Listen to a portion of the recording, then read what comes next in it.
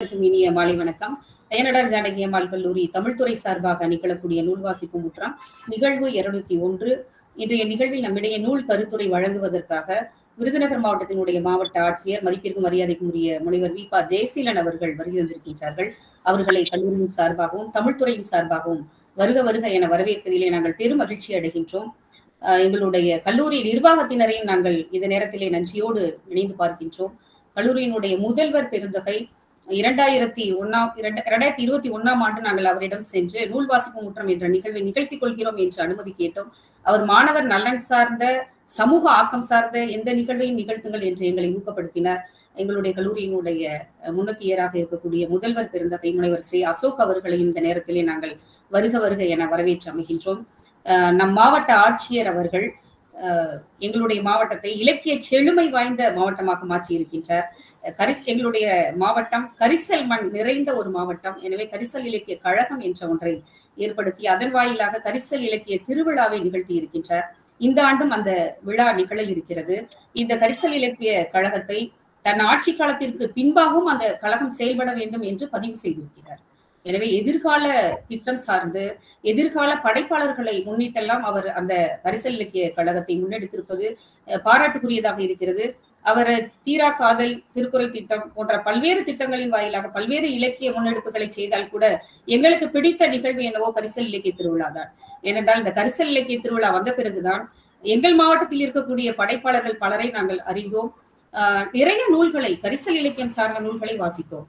மாணவர்களும் தங்கள் மண் சார்ந்த நூலை வாசிக்க வேண்டும் என்ற விருப்பிலே மாவட்ட ஆட்சியர் அவர்கள் கீரா அவர்களினுடைய 10 கதைகளை தேர்ந்து கரிசல் இலக்கிய கழகத்தின் வாயிலாக இலவசமாக வெளியிட்டிருக்கின்றார். மாணவர்களும் அதனை வாங்கி விருப்பத்தோடு படித்து வருகின்றார்கள். தமிழ்நாடு அரசினுடைய 2 விருதுகளை ஒரே நேரத்தில் பெற்ற மாவட்ட ஆட்சியர் எங்களுடைய மாவட்ட ஆட்சியர் என்றால் அதற்கு ஈடு இணையில்லை. அவர்களினுடைய மறுபக்கம் ஒரு படைப்பாளர், அவரும் ஒரு படைப்பாளர், கவிதைகள் எழுதக்கூடியவர். சிலர் கூறினார்கள் ஐயா அவர்கள் சிறுகதையும் எழுதுவார் என்று. நாங்கள் அவருடைய சிறுகதையை வாசிக்கவில்லை. ஆனால் அவர் ஒரு நல்ல கவிஞராக இருக்கிறார். அறியப்படாத விருதுநகர் மாவட்டத்தினுடைய வரலாறுகளை எல்லாம் ஆவணப்படுத்தக்கூடிய நோக்கத்திலே அறிஞர் குழுவையும் அவர் ஏற்படுத்தி இருக்கின்றார். இவ்வாறு விருதுநகர் மாவட்டத்தை தமிழகம் மட்டுமல்லாது உலக புலம்பெயர்ந்த தமிழர்கள் எல்லாம் திரும்பி பார்க்கும் வண்ணமாக அவர் நல்ல இலக்கிய செயல்பாடுகளை முன்னெடுத்து வருவது இலக்கியத்திற்கும் இந்த விருதுநகர் மாவட்டத்திற்கும் மிகப்பெரிய வளமையான எதிர்காலத்தை ஏற்படுத்தி இருக்கிறது. எனவே எழுத்தாற்றலும் பேச்சாற்றலும் மிகுந்த எங்களுடைய மாவட்ட ஆட்சியர் அவர்களை நாங்கள் பெருமகிழ்ச்சியோடு வருக வருக என வரவேற்று அமைகின்றோம். இந்த நிகழ்வினுடைய பன்னாட்டு ஒருங்கிணைப்பாளர்களாக இருக்கக்கூடிய பேராசிரியர்கள், இந்த இணைப்பில் இணைந்திருக்கக்கூடிய பல்வேறு கல்வி நிறுவனங்களை சார்ந்த பேராசிரியர்கள், தமிழ் ஆர்வலர்கள் அத்துணை பேரையும் வரவேற்று அமைகின்றோம். நன்றி. வரவேற்புரை வழங்கி சிறப்பித்த அருள்மொழி அம்மா அவர்களுக்கு நன்றி. வாழ்த்துறை வழங்கி சிறப்பிப்பதற்கு கல்லூரியின் முதல்வர் முனைவர் சே. அசோக் ஐயா அவர்களை அன்போடு அழைக்கின்றேன். இணைய வழி மூலமாக கிட்டத்தட்ட 140 கனெக்ஷன் இருக்கு. எல்லாருக்கும் நான் முதல்ல மாலை வணக்கத்தை தெரிவித்துக் கொள்கிறேன்.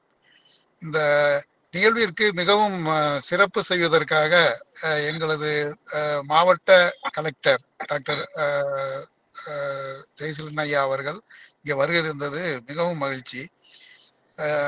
விருதுநகர் மாவட்டமானது நமது கலெக்டர் மூலமாக தமிழ் சார்ந்த ப்ரோக்ராம் நிறைய நடக்குது. அதுக்கு நாங்களும் ஒரு இன்ஸ்ட்ருமெண்டா இருக்கிறோம் அப்படிங்கிற அய்யனார் கல்லூரியும் அதுல ஒரு இன்ஸ்ட்ருமெண்டா இருக்குங்கிறதுல எங்களுக்கு ரொம்ப பெருமை. அதுக்கு நான் கல்லூரி சார்பாகவும் எனது சார்பாகவும் தமிழ் டிபார்ட்மெண்ட் சார்பாகவும் ஐயா அவர்களுக்கு எனது நன்றியை முதலில் தெரிவித்துக் கொள்கிறேன். மேலும் கொரோனாவில் ஆரம்பித்த இந்த ப்ரோக்ராம் கிட்டத்தட்ட 201 வாரங்கள் 201 வாரங்கள் என்பது மிக சாதாரண காரியம் இல்லை. எங்க தமிழ் டிபார்ட்மெண்ட் இத மிக நன்றாக என்ன பண்ணிட்டு இருக்காங்க, இதை செய்து கொண்டிருக்கிறார்கள். இதன் மூலமாக நிறைய ஆர்வமுள்ள மாணவர்கள் முன் வந்து இதை என்ன செய்யணும், அவங்க இதுல பார்ட்டிசிபேட் பண்ணி நிறைய என்ன செய்யணும், அவங்களுடைய கான்ட்ரிபியூஷனை கொடுக்கணும் அப்படிங்கிறது எங்களுடைய நோக்கம். எல்லோருக்கும் என்னுடைய நன்றியை தெரிவித்துக் கொள்கிறேன். நன்றி. வாழ்த்துறை வழங்கிய முதல்வர் அவர்களுக்கு நன்றி. இப்பொழுது நூல் கருத்துரைக்கான நேரம். மொழியும் இலக்கியமுமே மக்களை மேம்படுத்தும் என்பதில் உறுதி கொண்ட மாவட்ட ஆட்சியர் அவர்கள் தெளிந்த ஆய்வு உள்ளம் கொண்ட மாவட்ட ஆட்சியர் முனைவர் வி.ப. ஜெயசீலன் ஐயா அவர்களை தொல்காப்பியம் பொருளதிகாரம் என்ற நூல் குறித்து கருத்துரை வழங்க வருமாறு அன்போடு அழைக்கின்றேன். வணக்கம். இந்த நூல் வாசிப்பு முற்றம் என்ற மிக சிறப்பான நிகழ்ச்சியை 200 வாரங்களுக்கு மேல் தொடர்ச்சியாக நடத்தி கொண்டிருக்கக்கூடிய ஐயனாடார் ஜானகி அம்மாள் கல்லூரியினுடைய தமிழ் துறைக்கு என்னுடைய வாழ்த்துக்களையும் பாராட்டுக்களையும் தெரிவித்துக் கொள்கின்றேன். இந்த நிகழ்ச்சியில் நான் கடந்த வாரமே பங்கேற்பதாக இருந்தது. தொடர்ச்சியான அலுவல் பணியின் காரணமாக என்னால் கடந்த வாரம் பங்கேற்க முடியவில்லை. இன்றும் தற்போதுதான் நான் கூட்டம் முடிந்து என்னுடைய முகாம் அலுவலகத்திற்கு வந்தேன். வந்தவுடன் சற்று தாமதமானாலும் இந்த கூட்டத்தில் இன்று பேசிவிட வேண்டும் என்பதற்காக நான் வேண்டுகோள் விடுத்தேன். அதனால் இந்த காலதாமதத்திற்கும் அனுமதி தந்ததற்கும் என்னுடைய மகிழ்ச்சியையும் நன்றியையும் தெரிவித்துக் கொண்டு, தொல்காப்பியம் பொருளதிகாரம் என்ற என்கிட்ட கேட்டப்ப என்ன தலைப்புல பேசுறீங்க என்று சொன்னவுடன் நான் தொல்காப்பியம் பொருளதிகாரம் என்று பேசுகிறேன் என்று சொன்னேன். உடனே தமிழ் துறையினுடைய தலைவர் கொஞ்சம் யோசிச்சுட்டு, சார் நீங்க எது வேணாலும் பேசலாம் அப்படின்னாங்க. அதற்கு பொருள், தொல்காப்பியம் பொருளதிகாரம் குறித்து நிறைய நூற்பாக்களை எல்லாம் சொல்ல வேண்டும், அல்லது அது குறித்து பேசுவது சுவையாக இருக்காது, நாங்க வகுப்படுகிறதே கஷ்டப்படுறோம், அதில் மறுபடியும் நீங்க வேற வந்தா என்று பொருளோடு திருமதி அருள்மொழி அவர்கள் குறிப்பிட்டிருப்பார் என்று நான் நினைக்கின்றேன். இருந்தாலும் தொல்காப்பியம் பொருளதிகாரம் குறித்து தமிழர்கள் அனைவரும் தெரிந்து கொள்ள வேண்டும். அதற்காகத்தான் நான் இந்த நூலின் ஆய்வுரையோ அல்லது இந்த நூலை பற்றி விரிவான உரையெல்லாம் மாற்றப் போவதில்லை. தொல்காப்பியத்தை ஒரு இலக்கண நூலாக, குறிப்பாக தமிழினுடைய தொன்மையான இலக்கணங்களுக்கு முன்பே, இலக்கியங்களுக்கு முன்பே ஒரு இலக்கண நூலாக அது இருந்திருக்கிறது. இதற்கு முன்பாகவும் இலக்கணங்கள், இலக்கிய நூல்கள் இருந்திருக்கின்றன என்பதெல்லாம் எப்போதுமே ஆராய்ச்சிக்கும் பல்வேறு கருத்து மாற்றங்களுக்கும் உரியது. அது இன்னும் இருக்க வேண்டும். அப்படி இருந்தால்தான் தமிழில், குறிப்பாக இலக்கண தமிழிலும் சரி, அது நம்மளுடைய பண்டைய இலக்கியங்கள் குறித்தும் தொடர்ச்சியான ஆய்வுகள் தமிழ் சமூகத்தில் நிகழும். தொல்காப்பியத்தில் இன்று நான் பேசுவதற்காக எடுத்துக்கொண்டிருக்கும் அந்த பகுதி தொல்காப்பியத்தினுடைய பொருளதிகாரம். இது குறித்து பல நூல்கள் தமிழில் வந்திருக்கின்றன, குறிப்பாக உரை நூல்கள் வந்திருக்கின்றன. இது குறித்த ஆங்கில மொழிபெயர்ப்புகள் மிக மிக முக்கியமானது. தொல்காப்பியத்தினுடைய பொருளதிகாரம் ஏன் தமிழர்கள் அனைவரும் தெரிந்து கொள்ள வேண்டும், இந்த நூலினுடைய முக்கியத்துவம் என்ன என்பது குறித்து ஒரு 3 கோணங்களில் என்னுடைய பார்வையை இந்த நிகழ்ச்சியின் வாயிலாக வைக்கலாம் என்று நினைக்கின்றேன். முதலில் இந்த நூலினுடைய பெருமை, இந்த பகுதியினுடைய பெருமை. அது முழுமையாக ஒரு இலக்கண நூல். அதில் பொருளதிகாரம் என்ற இந்த பகுதியை ஒரு நூலாக கருதினால், இந்த பகுதியினுடைய, இந்த தொல்காப்பியத்தினுடைய பொருளதிகார நூலினுடைய பெருமை என்ன, இதை நாம் கற்றுக்கொள்வதால் என்னென்ன பயன்களை பெற முடியும், எவற்றை நாம் படிக்க முடியும், இந்த நூலை நம்ம வாசிக்கிறது மூலமாக எவற்றை நாம் படிக்க முடியும், மற்றும் இதில் ஏன் படிக்க வேண்டும், எவற்றை படிக்க முடியும், ஏன் படிக்க வேண்டும் என்ற இந்த 3 கோணங்களில் மட்டும் நான் என்னுடைய சில கருத்துக்களை தெரிவித்துக் கொள்கின்றேன். முதலில் இந்த தொல்காப்பியத்தினுடைய பெருமையாக நாம் கருதுவது எழுத்து இலக்கணமும் சொல்லிலக்கணமும் எல்லா மொழிகளுக்கும் இருக்கின்றன. ஒரு மொழி என்று வந்தால் அதற்கு எழுத்துக்கள் வேண்டும், சொற்கள் வேண்டும், கிளவிகள் வேண்டும்.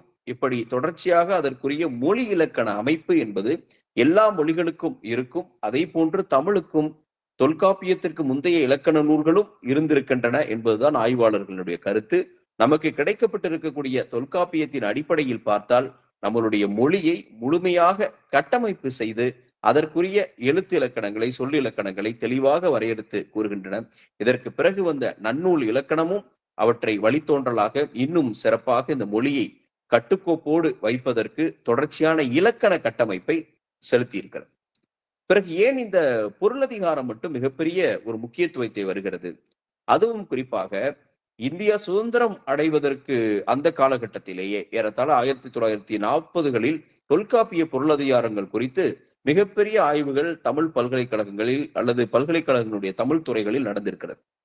1948ஆம் ஆண்டு ராமசாமி என்பவர் தொல்காப்பியத்தினுடைய மிக முக்கியமான பகுதிகளை, பொருளதிகாரத்தின் முக்கிய பகுதிகளை ஆங்கிலத்திற்கு மொழிபெயர்ப்பு செய்கிறார். அவருடைய ஆங்கில மொழிபெயர்ப்பை பார்த்தாலும் சரி, திரு சாஸ்திரி அவர்கள் 1960களினுடைய பிற்பகுதிகளில் மொழிபெயர்ப்பை பார்த்தாலும் சரி, அந்த மொழிபெயர்ப்பினுடைய மொத்த நோக்கமும் தொல்காப்பியம் மற்ற மொழிகளுக்கு எப்படி இந்த பொருளதிகாரத்தில் ஒரு வேறுபட்டு நிற்கிறது, வாழ்க்கைக்கு இலக்கணம் சொல்லக்கூடிய ஒரு பகுதியை வேறு எந்த மொழியிலாவது இருக்கின்றனவா என்பது குறித்து ஒரு விரிவான ஆய்வை செய்துதான் அந்த நூல்களை எழுதியிருக்கிறார்கள். தொல்காப்பியத்தினுடைய பொருளதிகாரம் வாழ்க்கைக்கு இலக்கணம் வகுக்கிறது. அது என்ன வாழ்க்கைக்கு இலக்கணம் வகுக்கிறது? ஒரு போர் சமுதாயம் ஒரு அக வாழ்க்கையில் இருக்கக்கூடிய காலகட்டங்களில் எத்தகைய ஒழுக்கலாறுகளை அவர்கள் மேற்கொள்ள வேண்டும், ஒரு போர் சமுதாயம் ஒரு புற ஒழுக்கலாறுகளை வைக்கின்ற போது எப்படி ஒழுக்கலாறுகளை அவர்கள் மேற்கொள்ள வேண்டும், ஒரு போரில் எல்லாமே சரியானதா? ஆங்கிலத்திலே ஒரு ஒரு ஒரு மிக முக்கியமான ஒரு கூற்று ஒன்று உண்டு, ஒரு பதம் ஒன்று உண்டு, everything is fair in love and war என்று. காதலிலும் போரிலும் எல்லாம் சரி, அதில் தவறு என்பதற்கு இடமில்லை. நீங்கள் காதலில் ஒரு மனம் விரும்பிய ஒருவரை நீங்கள் அடைவதற்கு என்ன செய்தாவது அவரை அடைய வேண்டும், என்ன செய்தாவது அவரை அன்பை பெற வேண்டும் என்று முடிவெடுத்து விட்டால் நீங்கள் செய்யக்கூடிய எதுவும் தவறாக இருக்காது அல்லது தவறாக தோன்றாது. அதே தத்துவம் தான் போருக்கும் பொருந்துவதாக ஆங்கில தத்துவங்கள் குறிப்பிடுகின்றன, மேலை நாட்டு தத்துவங்கள் குறிப்பிடுகின்றன. Everything is fair in love and war. ஆனால் நிச்சயமாக ஒருபோதும் நம்மளுடைய தமிழ் இலக்கண மரபு, குறிப்பாக தொல்காப்பியம் இதை ஏற்றுக்கொள்கிறது. தொல்காப்பியம் ஒவ்வொன்றுக்கும் இலக்கணம் வகுத்திருக்கிறது. களவு வாழ்க்கைக்கென்று ஒரு இலக்கணம், திருமணத்திற்கு பிறகு இருக்கக்கூடிய கற்பு வாழ்க்கைக்கென்று ஒரு இலக்கணம், ஒரு போர் செய்யக்கூடிய போர் சமுதாயத்தில் இருக்கக்கூடிய ஒரு இலக்கணம், ஒரு மொழியில் அக்ரிணை என்று சொல்லக்கூடிய சிந்திக்கும் திறனற்ற விலங்குகளுக்கு கூட நீங்கள் எந்த பெயர்களில் அந்த விலங்குகளை அழைத்து வேறுபடுத்த வேண்டும், ஒரு செய்யுளில் விலங்குக்கான பெயர்களை குறிப்பிடக்கூடிய பாலின வேறுபாட்டை நாம் எப்படி பார்க்க வேண்டும்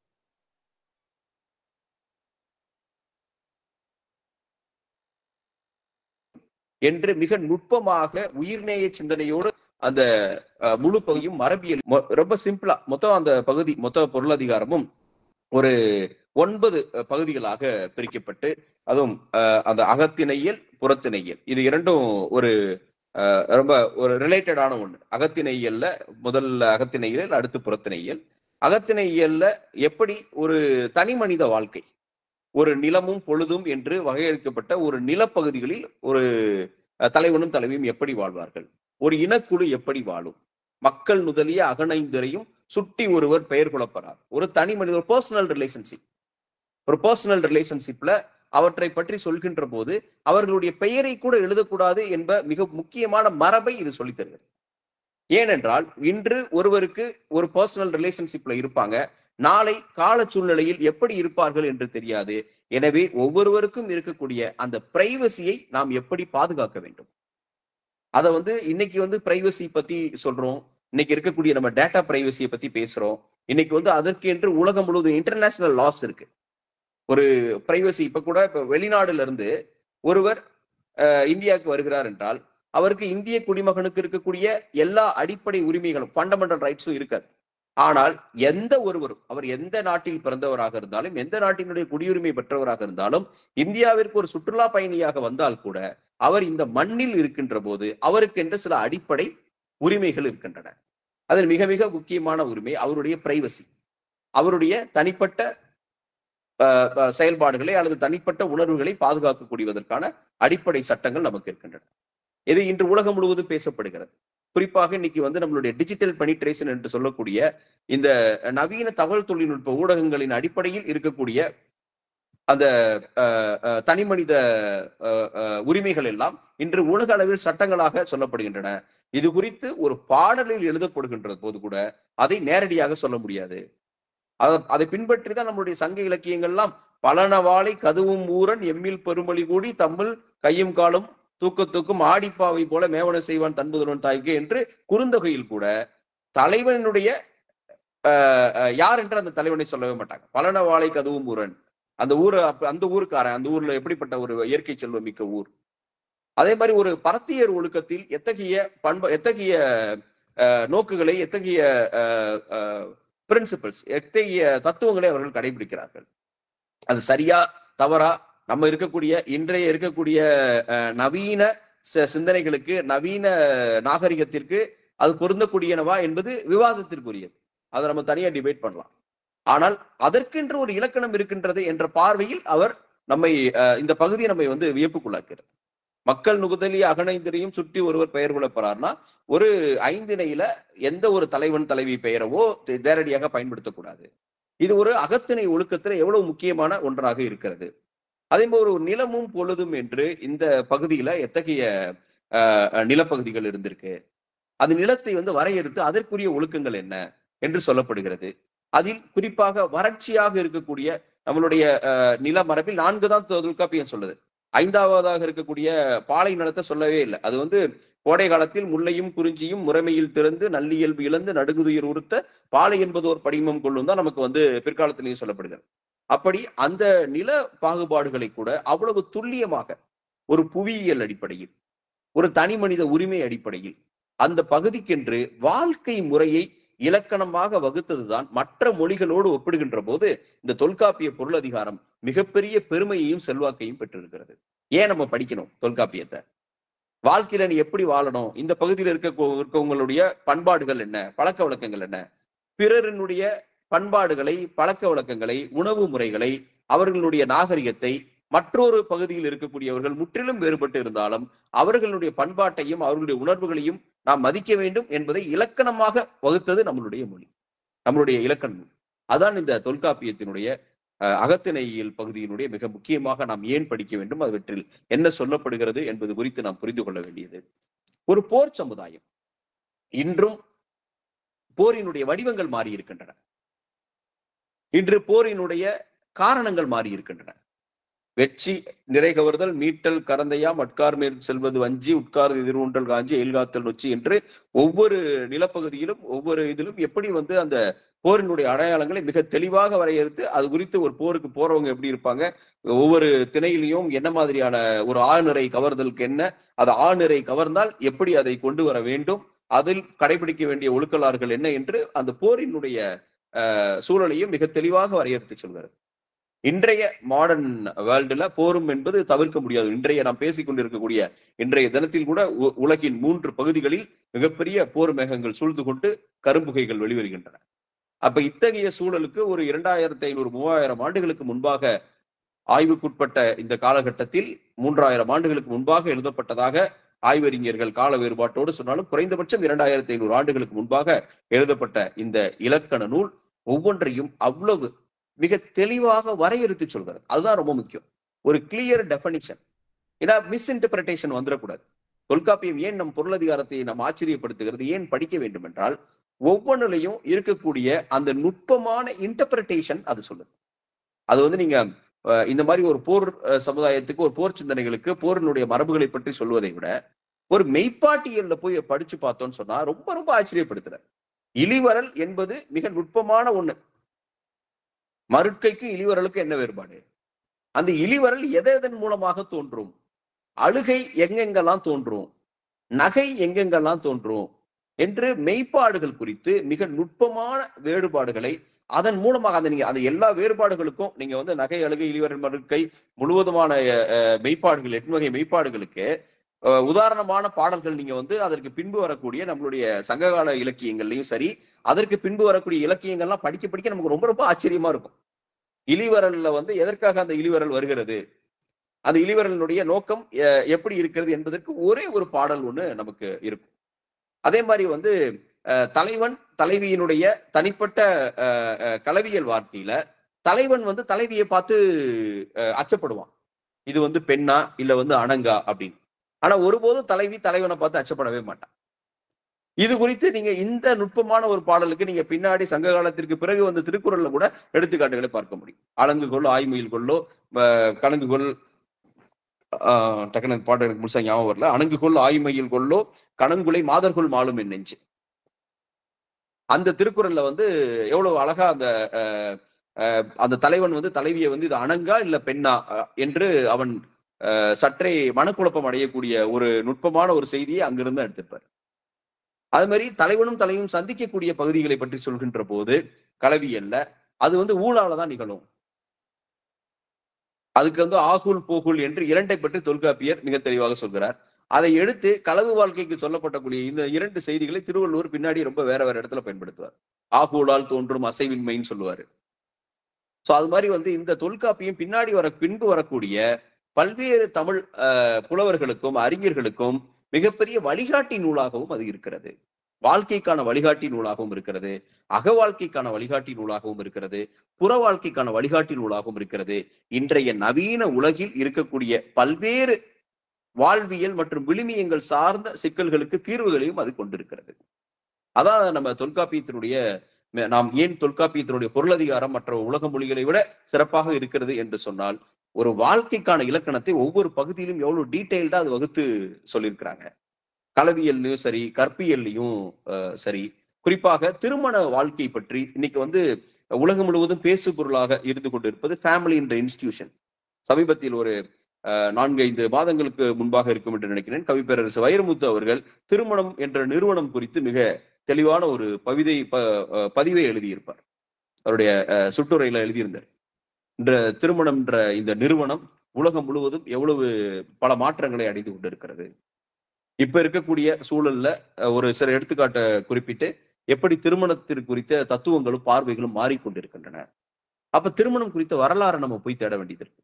தமிழர் திருமணத்தில் தாலி என்று ஒரு மிக முக்கியமான நூல் ஒன்று தமிழனுடைய பண்பாட்டு மாற்றங்களை பற்றி அறிந்து கொள்வதற்கு இருக்கிறது. குறிப்பாக திருமணம் என்ற முறை எப்போது எந்த வடிவத்தில் இருந்தது, ஆணும் பெண்ணும் வாழ்வில் இணையக்கூடிய இந்த திருமண வடிவம் என்பது தொல்காப்பியத்தில் எப்படி இருந்தது? அதுல வந்து திருமணம் வந்து கொடுப்போரும் கொள்ளக்கூடிய அளவிற்கு, அதாவது தலைவனும் தலைவியும் பெற்றோர்களால் பார்த்து நிச்சயிக்கப்பட்டக்கூடிய திருமணமும் அதில் இருந்தன. இல்லை என்றால் கொடுப்போர் இன்றியும் கரணம் இருந்தது என்று ஒரு பகுதி இருக்கிறது. இந்த நூற்பாக்கள் எல்லாம் நான் என்னுடைய தேர்விற்காக ஒரு 10 ஆண்டுகளுக்கு முன்பாக 10-11 ஆண்டுகளுக்கு முன்பாக படித்த நூற்பாக்கள் இன்னும் என்னுடைய நோட்டை எடுத்து பார்த்து திருப்பி பார்த்தா ஞாபகம் வரும். ஓரளவிற்கு எனக்கு அது கருத்துக்கள் ஞாபகம் இருக்குது, நூற்பா கடகடன்னு சொல்ல வரல. அப்படி ஆனால் அது மிக முக்கியமான பகுதி. அது திருமணம் குறித்து என்னுடைய நோட்ஸ்ல நான் ப்ரிப்பேர் பண்ணி வச்சு ஒரு 60 பக்கத்துக்கு எழுதியிருப்பேன். திருமணம் தொல்காப்பியம் குறித்து, தொல்காப்பிய திருமணங்கள் குறித்தும், கடைசியா அது பத்தி நம்ம தமிழ்ல இருக்கக்கூடிய தமிழர் திருமணத்தில் தாழ்னு சுபமாணிக்கனார் புக்குன்னு நினைக்கிறேன், அந்த புத்தகங்கள் வரையும் தமிழருடைய திருமணம் வந்து எந்த அளவிற்கான ஒரு அதுல பண்பாட்டு மாற்றங்கள் இன்னைக்கு எப்படி இருக்கு என்பது குறித்து தொல்காப்பியர் தான் திருமணத்துல மிக முக்கியமான ஒரு வேறுபாட்டை அழகா சொல்லியிருப்பார். அது குறிப்பாக அதனுடைய உரையாசிரியர் பேராசிரியர் வந்து எழுதியிருக்கிறப்ப வைதீக திருமணங்கள் என்று சொல்லக்கூடிய தமிழ் மரபிற்கும் மற்ற பண்பாட்டு மரபிற்கும் இருக்கக்கூடிய வேறுபாடுகளை ரொம்ப நுட்பமா வேறுபடுத்தி சொல்லியிருப்பார். அப்படி திருமண மரபு முறைகள் அது குறித்தும் ஒரு பெரிய மாற்றம் இருக்கிறது. ஆண் பெண் உறவு சிக்கல்கள் குறித்து எப்படி தொல்காப்பியத்துல அவ்வளவு நுட்பமாக எழுதியிருக்கிறார்கள். ஒரு தலைவியினுடைய பண்புகள் அதுல வந்து அதுவும் நமக்கு வந்து இன்னைக்கு இருக்கக்கூடிய நவீன சிந்தனை மரபின் அடிப்படையில் குறிப்பாக பெண்ணுரிமை பார்வையில் அது விவாதத்திற்குரியது. அது நிச்சயமாக நாம் பேச வேண்டும். நிச்சயமாக தொல்காப்பியரும் அதை விரும்புவார். நம்ம எழுதுனதை நீங்க எல்லாம் அப்படி ஏத்துக்கணும் அப்படின்னு அவர் சொல்லவே மாட்டார். அந்த காலகட்டத்தில் எழுதப்பட்ட ஒன்று இன்று நவீன தேவைக்கு ஏற்ப அது விவாதத்திற்குரியதாக மாறி யாருக்கும் யாருடைய உரிமையும் பாதிக்காத வகையில் அவற்றை புதிய தத்துவங்கள் உருவாவன என்றால் அதுதான் தமிழ் இலக்கணத்திற்குரிய பெருமையாக இருக்க முடியும்.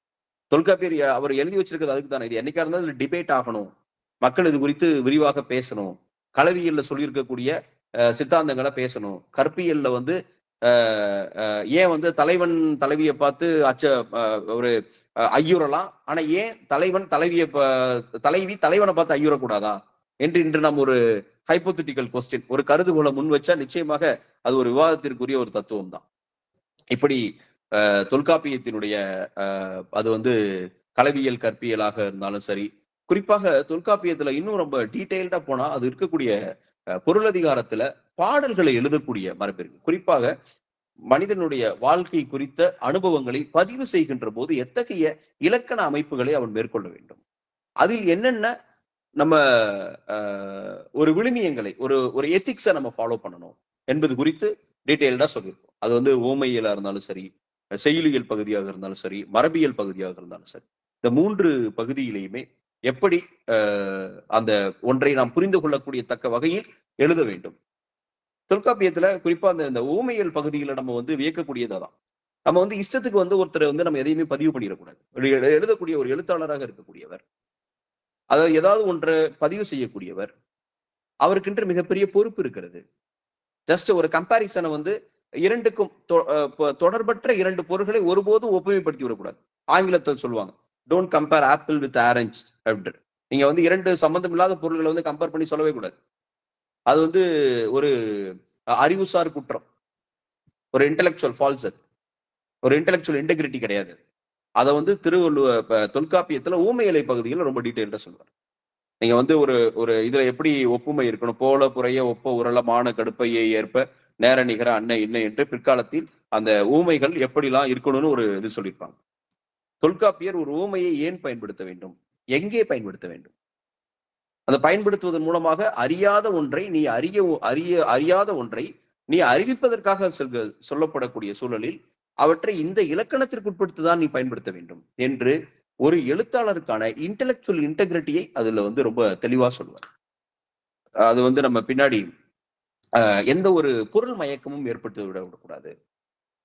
அது வந்து செய்யுளியல்லையும் அதை தொடங்கும். குறிப்பாக மரபியல் பகுதியில தான் நம்ம வந்து எப்படி ஒரு விலங்குகள் குறித்த மிக ஒரு தீவிரமான ஒரு ஆய்வும் பார்வையும் ஒரு 2500 ஆண்டுகளுக்கு முன்னாடி எப்படி நம்மளுடைய மற்ற உயிரினங்கள் மீதான ஒரு இயைபு, ஒரு சேர்ந்து வாழக்கூடிய ஒரு சூழல் இருந்திருக்கு என்பதை நாம் புரிந்து கொள்ள முடியும். அது வந்து உயிரினங்களினுடைய உணர்வு சார்ந்த அடிப்படையில், அதனுடைய அறிவு சார்ந்த பகுப்பு இருக்குல்ல. 6 அறிவு உயிரினங்களுக்கு வந்து புல்லும் மரமும் ஓர் அறிவுடைய என்று மெய் உணர்வை மட்டும் சொல்லக்கூடியது ஓரறிவு, மெய்யும் சுவையும் இருக்கக்கூடியது வந்து ஈரறிவு, மெய்யும் சுவையும் நுகரக்கூடிய தன்மை இருக்கிறது 3 அறிவு, மெய் சுவை நுகரக்கூடிய தன்மை பார்வை இருக்கிறது 4, இதோட சேர்த்து கேட்கும் திறன் இருப்பது 5, அதோட சேர்த்து பகுத்தறியும் திறன் இருப்பது 6 என்று உயிரினங்களை இப்படி அறிவின் அடிப்படையில் வேறுபடுத்தியது என்பதும் மிக மிக முக்கியமான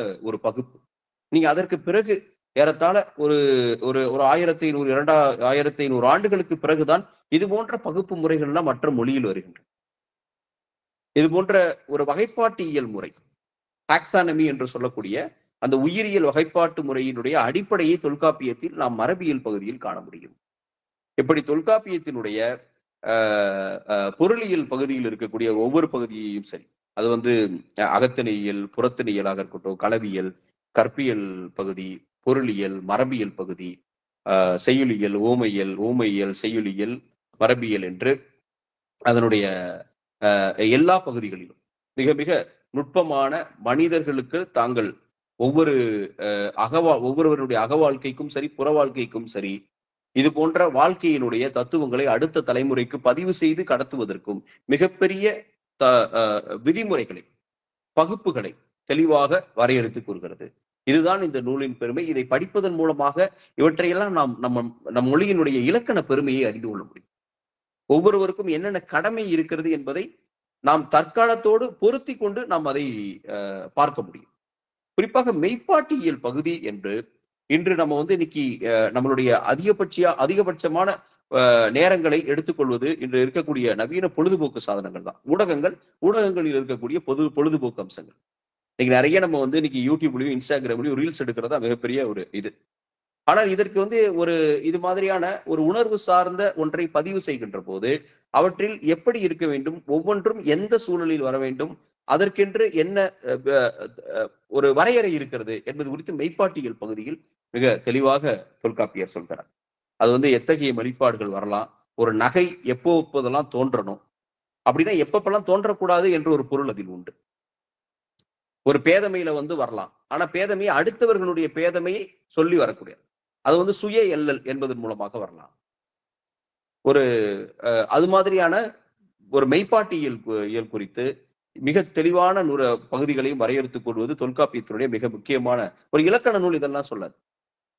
ஒரு இலக்கண நூல் மற்ற மொழிகள்லாம் இதை சொல்கிறதா என்று எந்த ஆராய்ச்சி அறிஞர்களும் குறிப்பிடவே இல்லை. அதனால்தான் தொல்காப்பியத்தினுடைய ஆங்கில மொழிபெயர்ப்புகளும் சரி, தொல்காப்பியத்தினுடைய குறிப்பாக இந்த பொருளதிகார பகுதியினுடைய ஆங்கில மொழிபெயர்ப்புகளும் சரி, மற்ற மொழிபெயர்ப்புகளும் மிகப்பெரிய ஆச்சரியத்தை உண்டாக்குகின்றன. இதனால்தான் இந்த நூலை நாம் படிக்க வேண்டும். என்னன்னா அதுல ஒரு பெரிய சிக்கல், தமிழாசிரியர்கள் நிறைய இருக்கிறீங்க, தமிழ் அறிஞர்கள் நிறைய இருக்கிறீங்க.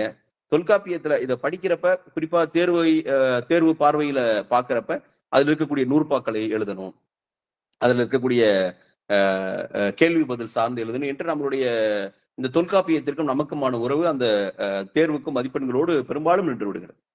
ஆனால் அது குறித்து ஒரு இலக்கிய நூலுக்கு இருக்கக்கூடிய இலக்கியம் குறித்து பேசக்கூடிய அறிஞர்கள் கூட தொல்காப்பியத்தின் பொருளதிகாரம் குறித்து தேர்வு பல்கலைக்கழகங்கள் கல்லூரிகளுக்கு வெளியே இது பேசுவது குறித்து ஒரு பேசுபொருளாக இல்லை என்பதுதான் என்னுடைய அனுபவமாகவும் பார்வையாகவும் இருக்கிறது. இதில் எதிர் மாற்று கருத்து தான் நிச்சயமாக நீங்கள் என்னுடைய கருத்தை திருத்தலாம்.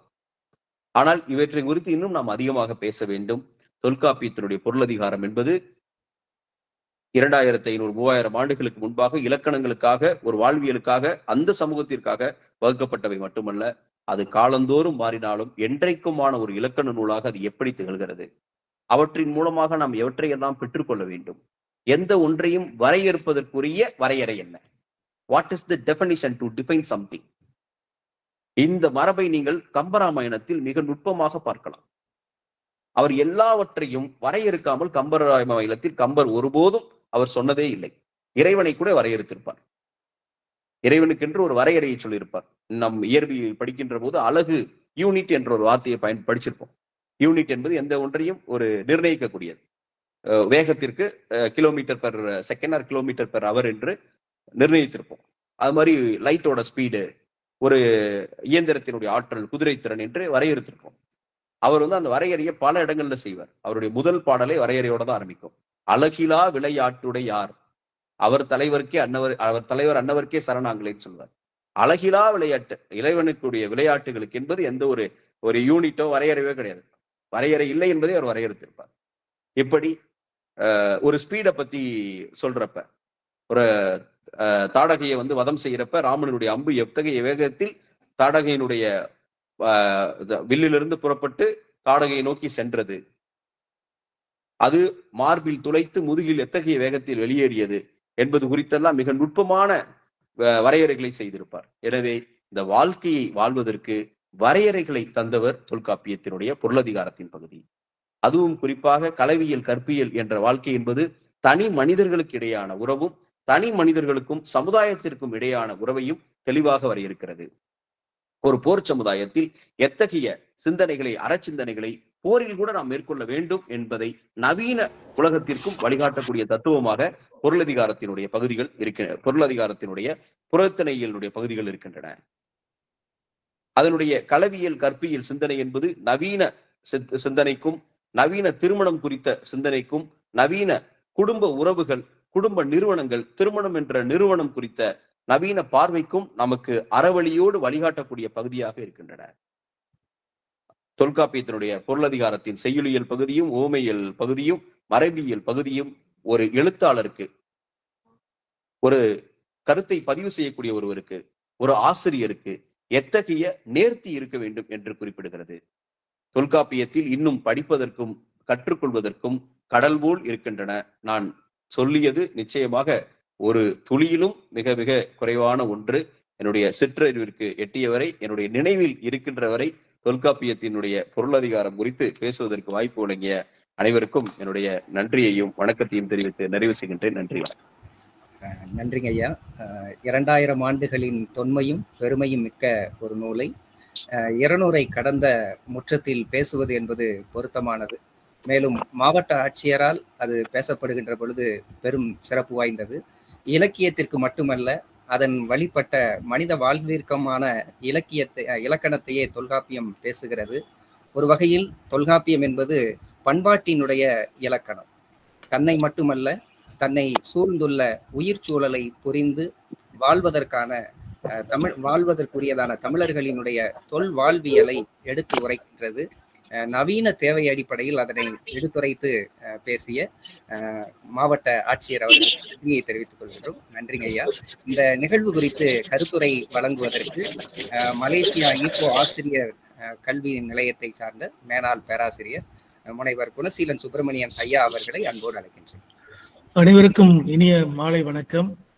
தமிழகத்தின் நட்சத்திர ஆட்சியர், ஒரு தமிழ் ஆட்சியரின் இலக்கணம் எப்படி இருக்க வேண்டும் என்பதற்கு இலக்கணமாக திகழ்கின்ற முனைவர் ஜெயசீலன் ஐயா அவர்களை இந்த வாசிப்பு முற்றத்தில் சந்திப்பதில் மிக்க மகிழ்ச்சி. ஐயனாடா ஜானகி அம்மாள் கல்லூரியின் முதல்வர் அவர்கள் உள்ளிட்ட அவையினரை வணங்கி என்னுடைய கருத்துரையை வழங்குகின்றேன். தமிழரின் வாழ்வியலை, விழுமியங்களை படம் பிடித்து காட்டுகின்ற தொல்காப்பியத்தை இன்று நம்மோடு ஒரு தமிழ் பேரறிஞர் அவருடைய உரை எப்படி இருக்கும் என்று நாம் பார்த்து கேட்டிருக்கின்றோம். அந்த வகையில் இன்று ஒரு ஆட்சியர் உடைய உரை ஒரு தமிழ் பேரறிஞருடைய உரைக்கு நிகராக ஒரு தெளிந்த நீரோடை போல அந்த நம்முடைய ஆட்சியரின் உரை அமைந்திருந்தது. தொல்காப்பியத்தை அறிந்தும் அறியாமலும் இருக்கின்ற தமிழர்களுக்கு அவர் கொடுத்திருக்கின்ற அந்த செய்திகளின் மூலம் தொல்காப்பியத்தை மீட்டெடுக்க வேண்டும் அல்லது மீண்டும் ஒரு மறு வாசிப்புக்கு உட்படுத்த வேண்டும் என்ற ஒரு சிந்தனையை அவர் நம்மிடம் ஏற்படுத்தி இருக்கின்றார் என்றே சொல்ல வேண்டும். தொல்காப்பியம் பற்றி நிறைய செய்திகள் நாம் பேசியிருந்தாலும் படித்திருந்தாலும் இன்று இவர் நம்மோடு பகிர்ந்து கொண்ட செய்திகள் அத்தனையுமே ஒரு மிகச்சிறந்த ஒரு கருத்துக்களாக நம் செவிகளில் தேனாக பாய்ந்து கொண்டிருக்கிறது. ஏன் தொல்காப்பியத்தை தமிழர்கள் தெரிந்து கொள்ள வேண்டும், ஏன் படிக்க வேண்டும், எவற்றை படிக்க வேண்டும், ஏன் தொல்காப்பியம் தொடர்ந்து பேசப்படுவதில்லை என்ற பல்வேறு கேள்விகளோடு தன்னுடைய உரையை தொடங்கிய அவர் மிகச்சிறந்த ஒரு படைப்பாக நம்மிடையே என்று நமக்கு தொல்காப்பியத்தை பற்றி விளக்கங்கள் கொடுத்திருக்கின்றார். இன்சொலால் ஈத்தளிக்க வல்லாருக்கு தன் சொலால் தான் கண்டனைத்தி உலகு என்று சொல்வார்கள்.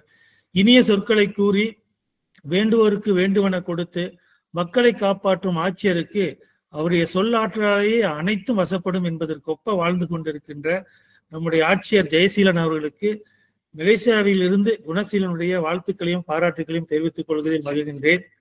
உண்மையிலே நான் கடந்த வாரம் எதிர்பார்த்த பேச்சாளர் இவர். நான் சொன்னேன், கடந்த வாரம் நான் குறிப்பிட்டு சொன்னேன், இவருடைய பேச்சுக்கு நான் ஒரு விசிறி என்று. குறிப்பாக அவருடைய உரையை நான் கேட்டிருக்கின்றேன். குறிப்பாக 2 கம்பன் விழாவில் கும்பிட்டு வாழ்கிறேன் என்று கும்பகர்ணன் பற்றி அவருடைய உரையை நான் கேட்டேன். உண்மையிலேயே அந்த உரை இன்னும் என்னுடைய காதில் தேனாக பாய்ந்து கொண்டிருக்கிறது. அடுத்து புதிய தலைமுறை தொலைக்காட்சியில் கற்க கசடர நிகழ்ச்சி அவர் மாணவர்களோடு பகிர்ந்து கொள்கின்ற அந்த பல விஷயங்களை நான் பார்த்திருக்கின்றேன். குறிப்பாக கடந்த ஓராண்டாக நான் அவரை பின்தொடர்ந்து வருகிறேன் என்றுதான் சொல்ல வேண்டும், ஆறுமுகசாமி ஐயாவினுடைய தயவால். அடுத்து எனக்கு இன்று மகிழ்ச்சி தந்தது 2-3 நாட்களுக்கு முன்பு தமிழக முதல்வரின் விருதுநகர் மாவட்டத்தின் வருகையின் போது அலுவலக திறப்பு விழாவில் முதல்வர் அவர்களே இவரை அழைத்து சென்று அந்த இருக்கையில் அமர வைத்த காட்சி இன்றும் என் கண் முன் இருக்கிறது. எல்லா நிலையிலும் ஒரு சிறந்த ஆளுமையாக திகழ்கின்ற ஜெயசீலன் ஐயாவுக்கு என்னுடைய வாழ்த்துக்களையும் பாராட்டுகளையும் தெரிவித்துக் கொள்கின்றேன். அருமையான உரை, வாழ்த்துக்கள் ஐயா, நன்றி. கருத்துரை வழங்கிய குணசீலன் சுப்பிரமணியன் ஐயா அவர்களுக்கு நன்றி. அடுத்ததாக கருத்துரை வழங்கி சிறப்பிப்பதற்கு நியூசிலாந்தை சார்ந்த கல்வியாளர் லக்குவன் சொக்கலிங்கம் ஐயா அவர்களை அன்போடு அழைக்கின்றேன். ஆட்சியருக்கு என்னுடைய முதற்கண் வணக்கத்தை தெரிவித்துக் கொள்கிறேன். அருமையான உரை ஐயா. இந்த மாதிரி உரையை கேட்டுக்கிட்டே இருந்தா எனக்குள்ளே நல்ல ஒரு முத்தொலி பாயும் என்ற ஒரு நம்பிக்கை வந்திருக்கிறது. இப்போ தொல்காப்பியம் நீங்க பேசுறது இல்லாம நீட்சியை பார்க்கும் பொழுது ஐயா, ஒரு பாடல்ல எங்கோ பயணிக்கும் ஒரு புலவன் ஒரு சிறிய நீர்த்துளியை பார்க்கிறான். அதை பார்க்கும் பொழுது எங்கோ இருக்கும் ஒரு பளிங்கு மண்டபம் அந்த நீர்த்துளியில் தெரிகிறது என்ற ஒரு கவிதை வருகிறது, ஒரு புலவன் பாடுகிறான். அப்படி பார்க்கும் பொழுது நீட்சியை பார்த்துட்டே இருக்கிறோம். தொல்காப்பியம் என்பது ஒரு பெரும் காப்பியம், பெரும் பொருளதிகாரம் என்று விட்டுவிடாமல் அதை எத்தனை சந்ததி இருக்கும், எத்தனை என்ன சொல்றது பரம்பரையாக அதை பாதித்திருக்கிறது, அதை உள்வாங்கி இருக்கிறார்கள் என்பதற்கு பல காரணங்கள் இருக்கின்றன. ஒரு முறை உமையால் ஒரு ஊஞ்சல் அமர்ந்து ஆடினாலாம். அந்த உமையால் ஆடிக்கொண்டிருக்கும் பொழுது அவர் காதில் இருக்கும் அந்த ஜிமிக்கின்னு சொல்லுவாங்க இல்லையா, அது ஆடியதாம். அது ஆடும் பொழுது அதன் வரையறை எப்படி இருப்பதற்கு ஒரு ஆசிலேஷன் சொல்றாங்க, பெண்டுலம் மூவ்மெண்ட் இருக்கு இல்லையா, அந்த பெண்டுலம் மூவ்மெண்ட் மாதிரி அப்படி வேகமாடி பொறுமையாடி நின்னுது அப்படின்னு ஒரு புலவன் பதிவு செய்யறார். அப்படி பார்க்கும் பொழுது இந்த கவிஞர்கள் எல்லாருக்குமே முதல் தலைவன் தொல்காப்பியன், அவருக்கே பேர் கிடையாது இல்லையா. அந்த அளவுக்கு இருக்கும்பொழுது நாமெல்லாம் பெருமைப்பட வேண்டும். ஐயா சொன்னது போல பொருளதிகாரத்தை நாம் மீண்டும் மீண்டும் வாசிக்க வேண்டும். ஒவ்வொரு நாளும் வாசித்தால் ஒரு புது புது கருத்துக்கள் வந்து கொண்டே இருக்கும் என்பது நமக்கு வெள்ளிடை மலையாக தெரிகிறது. ஆக பொருளதிகாரம் வெறும் இலக்கண நூல் என்று விட்டுவிடக்கூடாது. இப்போ ஐயா சொன்னது போல எனக்கு என்ன தெரியுதுன்னா, அது ஒரு இலக்கிய நூல். கையில் எடுத்துக்குங்க, வாழ்க்கையை நாம் எப்படி வாழ வேண்டும் என்பதற்கு அவரு ஓரறிவு தொடங்கி 6 அறிவு வரை ஒன்றுக்கும் விளக்கம் கொடுத்து ஒன்றும் படிப்படியாக போகிறார்கள் இல்லையா. அதெல்லாம் பார்க்கும் பொழுது நம் கையில் இருக்கும் பெரிய கருவூலம், அதை நாம் விட்டுவிடக்கூடாது என்பதற்கு ஐயாவுடைய உரை மிகச்சிறந்த சான்றாக அமைகிறது. நல்ல என்ன சொல்றது மொழி நடைங்க, அந்த என்ன சொல்றது ஒரு தளர்வில்லாத நல்ல நடை. அப்படியே போயிட்டு ஆற்றோரம் நாம் நடக்கும்போது எப்படி நம்ம காலை வருடிக்கொண்டே இருக்கிறதோ அந்த நீர்நிலை, அதே போல அவருடைய சொல் ஆட்சி, உங்களுக்கு என்ன சொல்வது, சொல் வன்மை, அந்த ஆளுமை என்னை மிகவும் கவர்ந்திருக்கிறது. ஒரு ஆட்சியராக இருந்துட்டு தமிழ் பணி செய்யறீங்க, தமிழ் மூலமா தமிழ் உங்களை ஆண்டு கொண்டிருக்கிறது என்பதுதான் உண்மை. தமிழ் ஆளுவதால் நீங்கள் எங்கே ஆளுகிறீர்கள், நாங்கள் உங்கள் ஆட்சிக்கு கட்டுப்படுகிறோம். மிக அருமையான உரை ஐயா.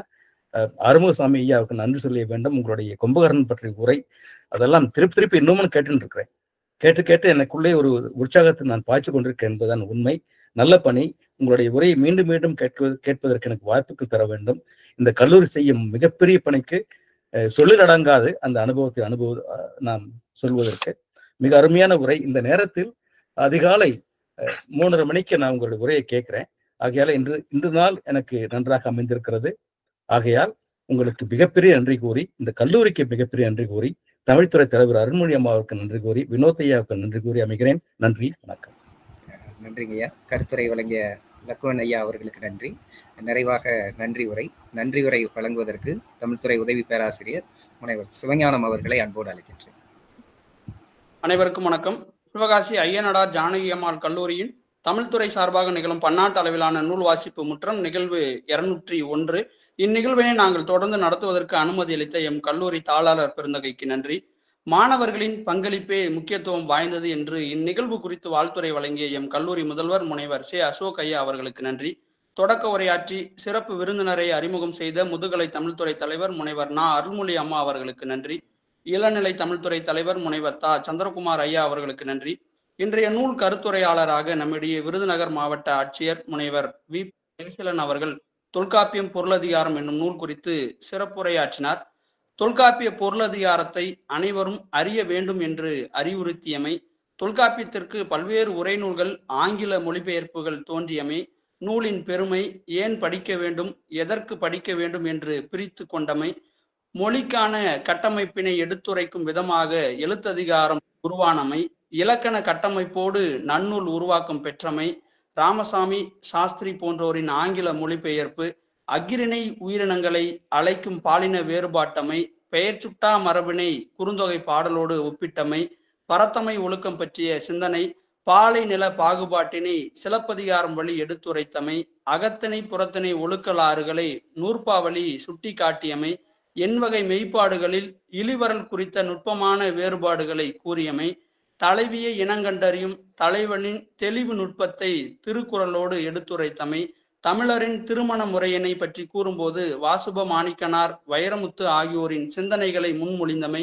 பாடலை எழுதும் மரபினை ஓமையியல், செய்யுளியல் போன்ற அதிகாரங்களில் அணுக முடியும் என்று உரைத்தமை, ஓம உருவின் பயன்பாட்டினை இலக்கண முறையோடு குறித்தமை, ஓரறிவு முதல் 6 அறிவு வரை உள்ள உயிரின பகுப்பினை விளக்கியமை, இன்றைய சூழலில் தொல்காப்பிய பொருளதிகார பற்றிய சிந்தனை மரபு குறைந்துள்ளதாக கருதியமை, தொல்காப்பிய பொருளதிகாரத்தை வாழ்வியல் கூறுகளோடு ஒப்பிட்டும் உலக மொழிகளில் தமிழ் மொழிக்கான இடத்தினை சுட்டிக்காட்டியும் தொல்காப்பியரின் தெளிவான பகுப்பு முறையினையும் வகைப்பாட்டினையும் எடுத்துரைக்கும் அதிகாரமாக பொருளதிகாரம் இருந்துள்ளதாக கருதி சிறப்புற உரையாற்றிய மாவட்ட ஆட்சியர் முனைவர் ஜெயசீலன் ஐயா அவர்களுக்கு நன்றி. இன்றைய நிகழ்வு குறித்து கருத்துரை வழங்கிய மலேசியாவை சேர்ந்த முனைவர் குணசீலன் சுப்பிரமணியன், நியூசிலாந்தை சேர்ந்த முனைவர் லட்சுமணன் ஐயா அவர்களுக்கும் நன்றி. தொடர்ந்து நூல் வாசிப்பு முற்ற நிகழ்ச்சியில் பயணிக்கின்ற மலேசியாவை சேர்ந்த முனைவர் அருள்நாதன், திரு மேகவர்ணன் ஜெகதீசன், சிங்கப்பூரை சேர்ந்த முனைவர் ரத்தின வெங்கடேசன், திரு மேஜர் இளங்கோவன், திரு கோவிந்தராஜன், திரு சவுந்தரபாண்டியன், திரு ஆறுமுகசாமி, திரு ராமசாமி ஐயா போன்றோருக்கும் நன்றிகள். இந்நிகழ்வில் இணைந்துள்ள உள்நாடு மற்றும் வெளிநாடு வாழ் தமிழ் ஆர்வலர்கள், பேராசிரியர்கள், ஆய்வு மாணவர்கள் உள்ளிட்ட அனைவருக்கும் நன்றிகள். புத்தகம் எனது தனிப்பட்ட வாழ்வின் சுதந்திரத்திற்கான நுழைவாயிலாக இருந்தன. கொள்ளையர்கள் புதையல் தீவில் கொள்ளை கொண்டதை விட புத்தகங்களில் அதிக புதையல் உள்ளது என்று கூறிய வோல்ட் டிஸ்னியின் சிந்தனை வரிகளோடு மீண்டும் அடுத்த நூல் வாசிப்பு முற்றத்தில் நல்லதொரு நூலோடு சந்திப்போம். நன்றி, வணக்கம்.